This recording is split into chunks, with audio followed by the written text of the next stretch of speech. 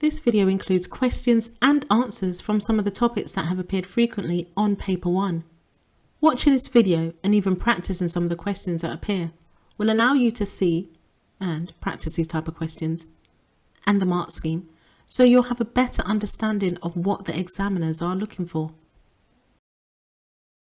These videos may also be of use to you. I'll put the link to them in the description box. And there are some resources in the description box for you too, which includes a A-level business revision checklist and a formula sheet. If you found this video useful, please do like the video and share with a classmate. It helps me know you found the video useful too. Our first question is a market share question. In 2018, the value of the UK market for sugar-free sweets was 3% of total sales revenue. In 2023, it is forecast to be 5% of total sales revenue. Using the data in extract A, calculate the change in value of sugar-free sweets sales predicted between 2018 and 2023. State your answer to 2 decimal places. You are advised to show your work in. This question comes under market size and market share. Let's have a look at the mark scheme. You could include for knowledge the change in value of sales. So that's the 2023 value minus the 2018 value. So 3% of £2,388,000 equals £71.64 million. 5% of £2,734,000 equals £136.7 million. So the difference in value is £136.7 million minus 71.64 million, that equates to £65.06 million. Next question. In 2015, the protein food and drink market was worth £310 million. Using the data in extract B, calculate to 2 decimal places the market share of protein bars in the protein food and drink market for 2015. You are advised to show your workings. So over to extract B. Mars launches protein chocolate bars. The market for protein bars is fast growing, with sales valued at £22 million in 2016, an increase of £8.2 million from 2015. Almost 17% of UK customers now consume food or drink that contains protein as a snack between meals. You can pause the video if you'd like and attempt this question. The market share formula is sales of X divided by the total sales of the market times 100 equals market share. So to calculate the market share, we could calculate the market sales for 2015. So that's £22 million minus £8.2 million equates to £13.8 million. And to calculate the market share, that's 13.8 million divided by 310 million times by 100, and that gives you 4.45%. Extract B again. I have slightly adapted it for the market share question and now for this market research question. Explain how Mars could research the protein bar market, and that's full marks. So we've already looked at part of this extract. Mars launches protein chocolate bars. Mars has launched 2 new products to move protein bars from a niche market into the mass market. A Snickers protein bar with 18 grams of protein and a Mars protein bar with 19 grams of protein, both containing 200 calories. Oliver Collins, brand manager at the UK's largest distributor of bicycles, said, "We are incredibly excited about working with Mars on this brilliant range of products. As more people are getting on their bikes, there is a definite desire for nutritional, convenient and tasty snacks. There are lots of competitors out there, but with such instantly recognizable brand names and great taste, we are confident that Mars' new range of products will be popular." So you can pause the video and attempt this question. For knowledge, you could include by conducting primary or secondary market research, gathering, presenting and analysing information about products, customers. For application, Mars could conduct primary market research by asking sports people, such as those in the cycling industry, what type of snacks they like. Another point for application, Mars could carry out secondary market research using the internet to find out how many or what type of protein bars are currently being sold. So hopefully you can see the application there. Analysis, the consequence, what this would lead to. This could help Mars to produce protein bars that fit the needs and wants of their target market, which may result in more sales or increase in market share. Next question. On to an added value question. Mark Maitland, media and entertainment leader at PwC UK, suggested cinemas might make more use of opportunities to add value, such as providing luxury seats. Assess whether providing luxury seats is the best way for cinemas to increase added value. Extract A. UK's live entertainment industry revenue hits new highs in 2017. The West End, London debut of the hit Broadway musical Hamilton, mega concerts by U2 and Guns N' Roses, and the return of Star Wars helped boost the UK's live entertainment sector to a record £17 billion in revenues last year. Growth will continue this year as the UK's live entertainment economy, which ranges from cinema visits to attending music and arts festivals and live tours of TV shows including The X Factor, is forecast to surge by another £400 million. Revenue from live performances such as concerts or the theatre reached £2.1 billion last year and is expected to grow a further 7% in 2018, according to the report from Deloitte. So you can pause the video and attempt this question. Over to the mark scheme. For knowledge, added value is the difference between the price and the total cost of inputs needed to create a product. It can be achieved by augmenting a core product, in this case by offering online booking facilities or larger luxury seats than standard seats in the auditorium. Benefits to providing value added through luxury seating. It enables cinemas to charge higher prices, for example, to pay a premium for luxury seats, which should boost revenue and potentially profits. It gives the cinema another source of revenue from such things as refreshments of soft drinks and chocolate and popcorn.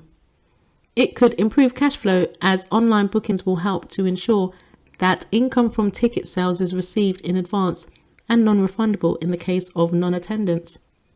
However, because we have to have our counterbalance, revenues may not increase from the sale of luxury seats if the price elasticity of demand is price elastic. Furthermore, profits may not necessarily increase in the short run because the purchase and installation costs will still need to be paid. Another point is that some customers may not be too concerned about the seating, but rather be influenced by the film on offer or other sources of value added, such as the availability of hot food or confectionery. On to the final judgment. Adding value through luxury seating adds to the cinema visitor experience, without which some customers may simply prefer to stay at home on their comfy sofas and access a movie through OTT. OTT is over the top. It refers to media streaming so that people can just access movies online. Another point is for new blockbuster movies, the cinema will always attract customers, so the added value extra of luxury seats will not be needed as the film is only available to watch at the cinema. Another topic that comes up quite a lot are supply and demand diagrams. Using the data from Extract B, draw a supply and demand diagram for airline tickets to show the likely effects of the change in jet fuel prices between 2014 and 2015. Now, if you're not sure how to draw supply and demand diagrams, then do check out the video at the bottom of the screen. It takes you step by step on how to draw those diagrams and fully label them. Now, back to Extract B. If you look at 2014 to 2015, we can see that jet fuel prices, the price of fuel, has actually decreased. So we can see that it was around $2.90, let's say, and now it's fallen to, let's say, $1.48. So it's fallen. So draw that diagram. Over to the mark scheme. So your diagram should be fully labeled and it should show that there's been a rightward shift from S to S1 or S1 to S2, just showing that there's been a shift on the supply curve. We're now on to a pricing strategies question. Explain how Pfizer could benefit from using a price skimming strategy. Pfizer merges with Allergan. In 2015, American healthcare business Pfizer announced a merger with Irish Botox maker Allergan plc in a deal worth $160 billion. The merger created the world's largest producer of drugs and shifted Pfizer's headquarters to Ireland, a member of the European Union. Its headquarters are in Dublin. The business also manufactures in Cork and Sligo. This was the biggest ever instance of a US company relocating its headquarters overseas in order to lower its taxes. The deal provided access to about 70 additional worldwide markets for specialist allergen products such as Botox, wrinkle treatment, Alzheimer's drug, Namenda, and dry eye medication Restasis. It was not known at the time how many jobs would be lost as a result of the merger. For 166-year-old Pfizer, Allergan was the fourth merger or takeover in the previous 15 years. Following the purchases of Warner Lambert Pharmacia and Wyeth, Pfizer made profits of $9.13 billion in 2014. This also caps a record year for global healthcare mergers, taking their total value in 2015 to more than $600 billion. Let's take a look at the mark scheme. For knowledge and understanding, you could include a definition of price skimming, setting a high price at the launch of a product to take advantage of those wanting to be the first people to purchase. For application, that context to the case study, Pfizer sells healthcare products. Customers will be prepared to pay a high price for new treatments in a new market. Another point is that Pfizer sells some products that have a cosmetic element. And for your analysis, price skimming will allow Pfizer to recover the relatively high R&D costs to enable a profit. Now we're on to flexible workforce questions. Assess the likely value of having a flexible workforce for a business such as Nestle. Flexible working at Nestle UK. Nestle is a truly multicultural company operating in 197 countries.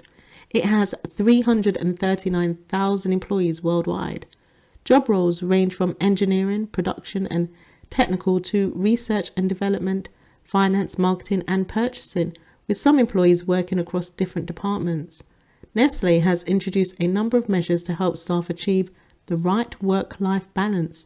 These measures include allowing people to work flexible hours as opposed to common start and finish times, working from home and creating a dog-friendly office at Gatwick HQ.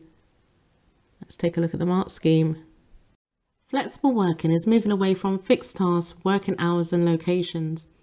Flexible working hours may make it easier to recruit and retain staff. Some of the value of having flexible working is it enables Nestle to have greater flexibility in the way they deploy their staff, ability to vary the way of working whilst controlling costs.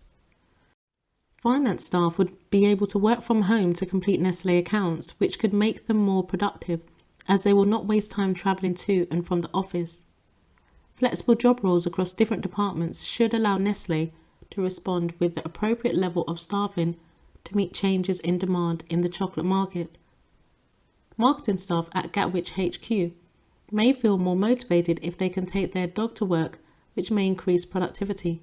Let's take a look at the counterbalance.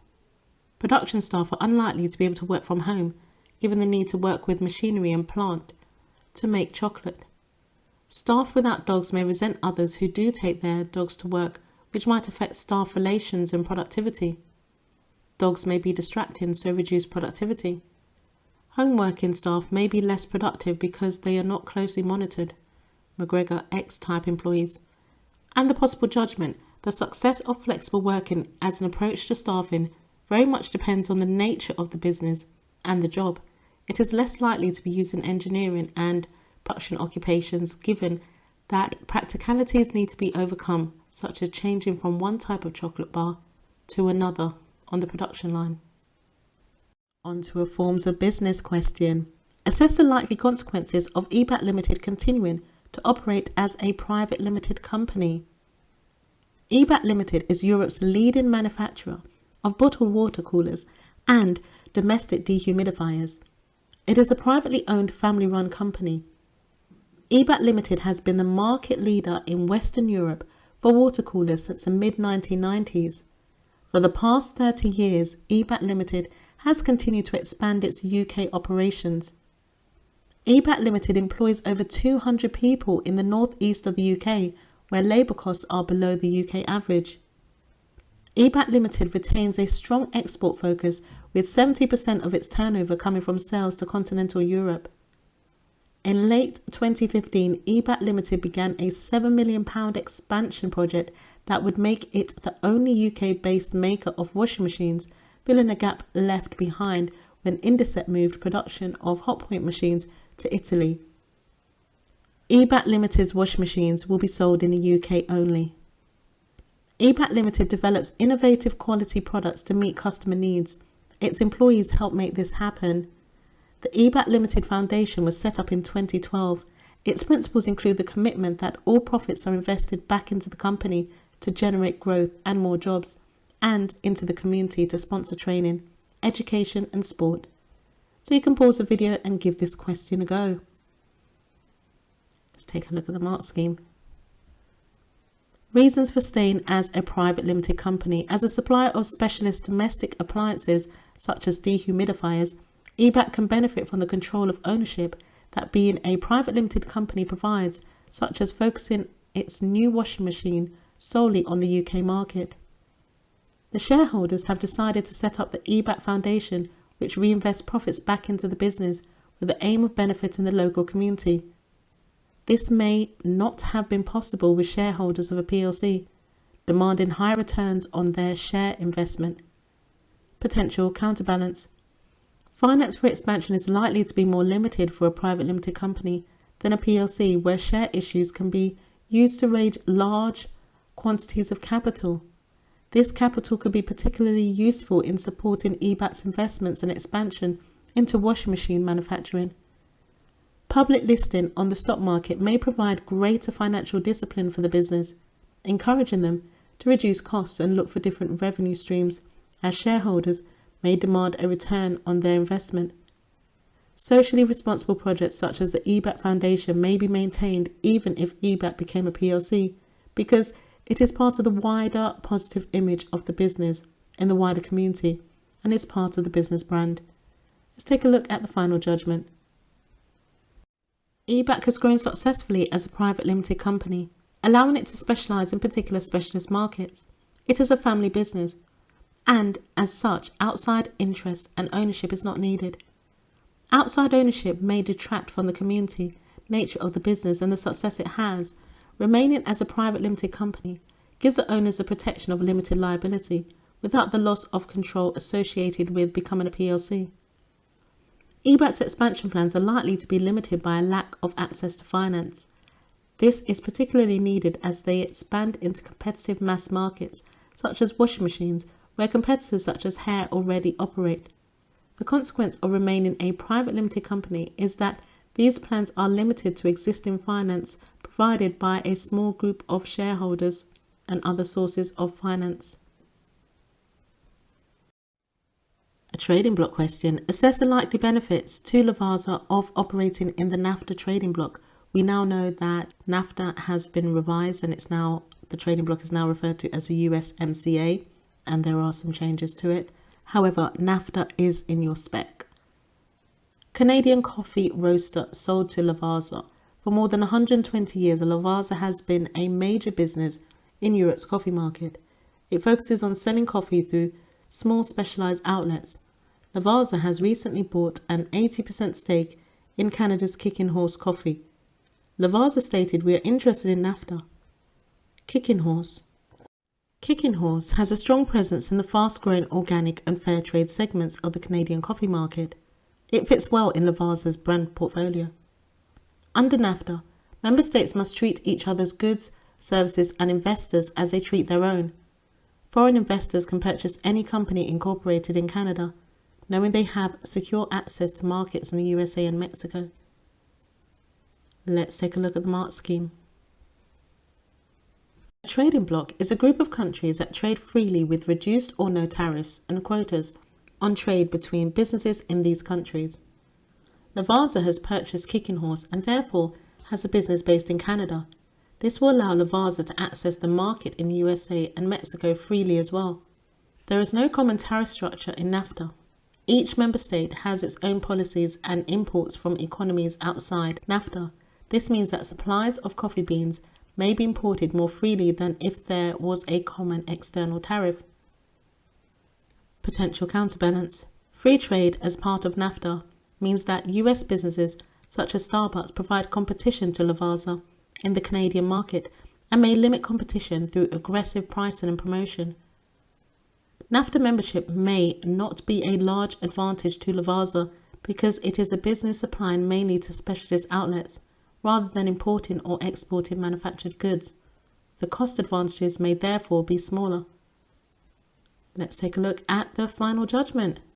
NAFTA gives Lavazza a range of opportunities to expand from Canada into the US and Mexico, but it seems to be more focused on the more niche, organic, fair trade segment in Canada in the short term, and may therefore be less concerned with the access to other markets NAFTA offers.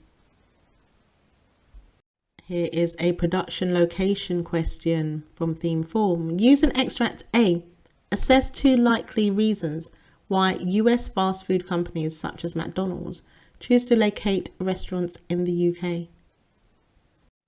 Extract A, benefits of McDonald's to London and the UK. London represents an important part of the McDonald's story. It opened its first UK restaurant in Woolwich in 1974. In 2016, McDonald's added £540 million in revenue to the Greater London economy. 82% of restaurants in London are owned and operated by 24 franchisees, local entrepreneurs, with the remainder operated by the corporate group. McDonald's and its franchisees have become important members of communities in London, investing in skills and developing people, supporting local causes and getting kids into football. Today, McDonald's has 183 restaurants across London, employing 15,000 people with a presence in every borough. In the UK, McDonald's operates over 1,250 restaurants and employs just over 115,000 people. Over 80% of restaurants are operated by franchisees as local businesses. Worldwide today, there are over 38,000 restaurants. Let's take a look at the MART scheme. Reasons to locate McDonald's restaurants in the UK might boost revenues given that they have over 1,250 restaurants and therefore more customers. Might have saturated the US market, which would limit the potential for any sales growth. Because the UK has people who have the right skills and entrepreneurial qualities to be successful franchisees, which should help boost profits.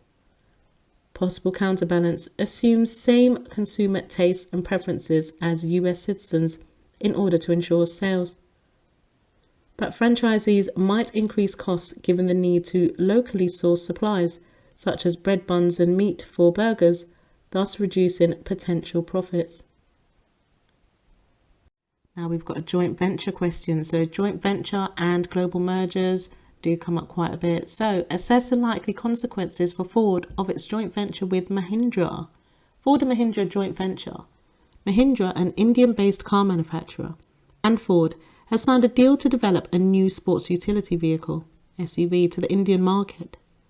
These will have a Ford body and badge, but will be based on a car chassis frame that will be made by Mahindra. The deal will see Mahindra and Ford cooperate with each other for a period of 3 years. While Ford may gain economies of scale and a lower cost structure from Mahindra's new car chassis, Mahindra will get access to Ford's engineering knowledge. Mahindra will also get support in global emerging markets, including Ford's manufacturing and car distribution network. The managing director of Mahindra Limited said, "Both teams are working together and building on mutual strengths. We are excited about the synergies unveiled through this joint venture and the potential opportunities it will bring." A joint venture may be a one-off or temporary arrangement or a lasting collaboration in a specific market. In this case, the Ford-Mahindra deal is for 3 years.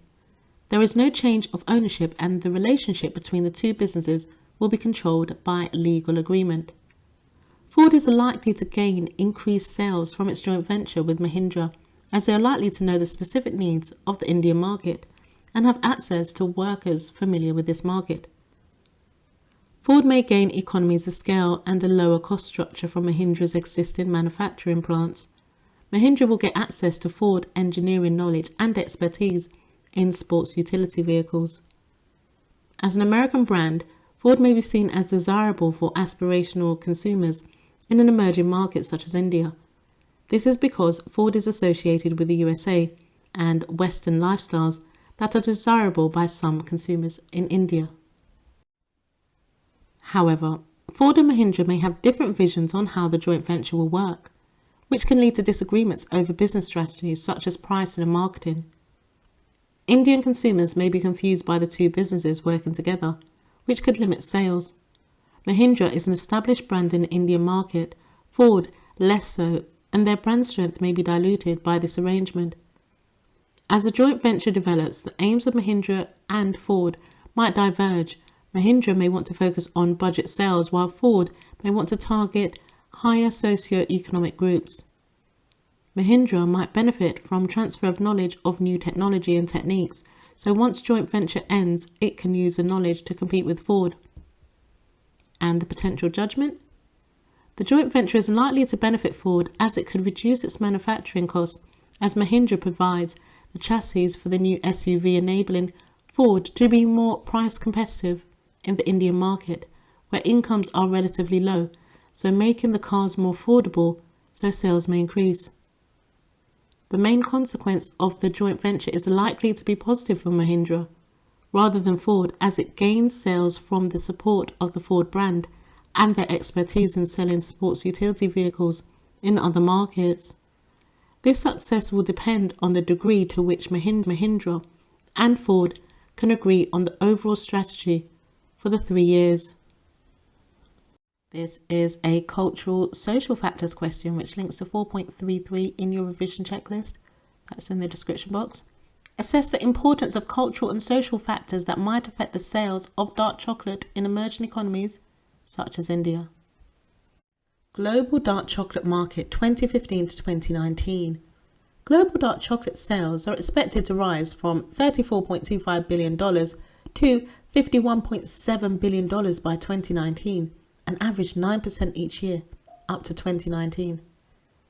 According to market research company Technovoya, a growing awareness of the health benefits of dark chocolate, improved blood flow, enhanced cognition, and better metabolism, is likely to lead to a considerable rise in consumer demand in the next 5 years, states Technovoya's report.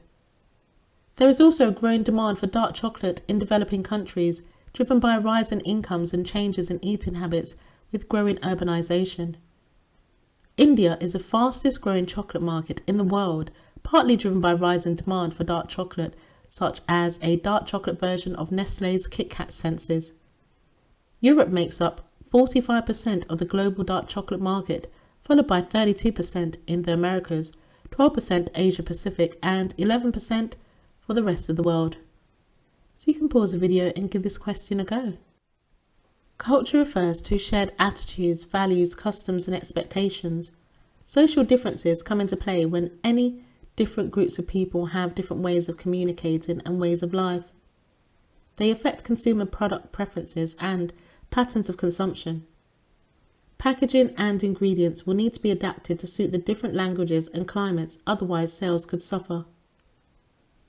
Important of changing eating habits in India, for example, snacking may have caused an increase in the demand for on-the-go convenience foods like chocolate. As income in emerging economies increase, the demand for Western products such as chocolate may rise. Indian consumers appear to have a taste preference in favour of dark chocolate, dark Kit Kat Senses, and therefore production and sales should be aptly targeted. Potential counterbalance: growing prosperity and incomes are more significant because chocolate is a luxury good to most consumers in the Indian economy. Heavily marketed and branded chocolate, such as Cadbury or Nestle, may represent a status symbol to consumers, so products will be sold regardless of taste. Mistakes to do with unintended meanings, inappropriate or inaccurate translations are less common now given the growth of globalization. Let's take a look at the potential judgment. Businesses that want to expand into new markets must allow time to get to know their target markets by possibly seeking out partners, and so may decide whether to have a joint venture, use local agents, or employees who have a good understanding of the Indian chocolate confectionery market. Consumer tastes and preferences need to be met not only in terms of the actual flavour and packaging of chocolate, but also the appropriateness of its marketing campaigns. Celebrity endorsement through Bollywood actors in India, for example, may be a way to combine a respect for culture with promotional methods to increase sales. Thank you for watching this video. The next two videos that will appear on the screen are what YouTube thinks you should watch next.